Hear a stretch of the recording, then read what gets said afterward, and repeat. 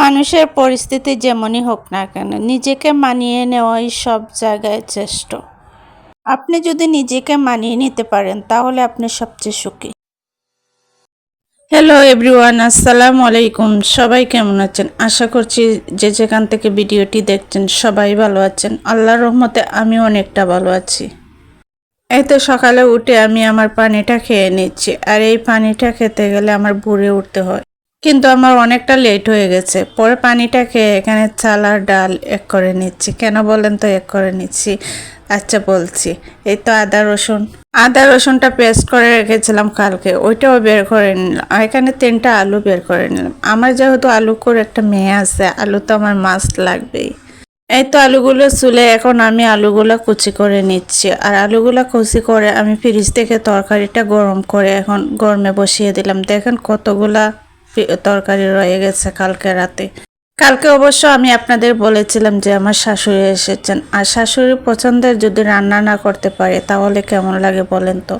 আমি সব সময় চেষ্টা করি আমার শাশুড়ি আসলে ওনার পছন্দের যে জিনিসগুলো আছে এগুলো রান্না করার জন্য, যাতে উনি পছন্দ করে খেতে পারেন। আসলে একটা দিন আমাদেরও আসবে এরকম যে পছন্দের জিনিস ছাড়া একদমই খেতে ইচ্ছে করবে না, আর ওরা তো পছন্দ হলে ওদের মনের ভাব প্রকাশ করতে পারে না। ওনার পছন্দের বোনা খিচুড়ি, উনি এই খিচুড়িটা আমার হাতে অনেক পছন্দ করেন। আজ এই গরমের মধ্যেও আমি বোনা খিচুড়ি রান্না করছি। আসলে খিচুড়িগুলো সবসময় বৃষ্টির সময় খেতে ভালো লাগে, তো আমি রান্না করে নিচ্ছি যেহেতু আমার শাশুড়ি অনেক পছন্দ, আর বৃষ্টির সময় আসা পড়েনি। কালকে যেহেতু রাতে আমি গরুর মাংস রান্না করেছিলাম, গরুর মাংসগুলাও রয়ে গেছে, তো এটা দিয়ে খেতে বেশ ভালো লাগে খিচুড়ি। রান্নাটা শেষ করে এখন আমি কিচেনটা মুছে নিচ্ছি। আসলে কিচেনটা অনেক আঠালো হয়ে গেছে। আমি যেহেতু কয়দিন বাড়িতে ছিলাম, বাসার অবস্থা তো একদম যাতা অবস্থা। পরিষ্কার করে নিচ্ছি, পরিষ্কার করলেও মনে হচ্ছে আরো পরিষ্কারের দরকার। আর এই চুলার যে পাশটা, এখানে আমি ওয়ালপেপার লাগিয়েছিলাম, দেখেন ওয়ালপেপারটা একদম আটা হয়ে গেছে। যে চুলাটা পরিষ্কার করে এখন আমি কিচেনটা একদম পরিষ্কার করে নেব। সব বালতিগুলো বের করে নেব, বের করে নিয়ে আমি কিচেনটা জালি দিয়ে একদম ঘষে দেব। আজ আমি সকাল সকাল রান্না করা এই কাজগুলো আগে আমি করে নেই, না হলে আগে করে তারপরে রান্না বান্না করি, কিন্তু আজ যেহেতু রান্না আগে করে নিয়েছি এখন আমি কিচেনটা পরিষ্কার করাতে লেগে পড়লাম।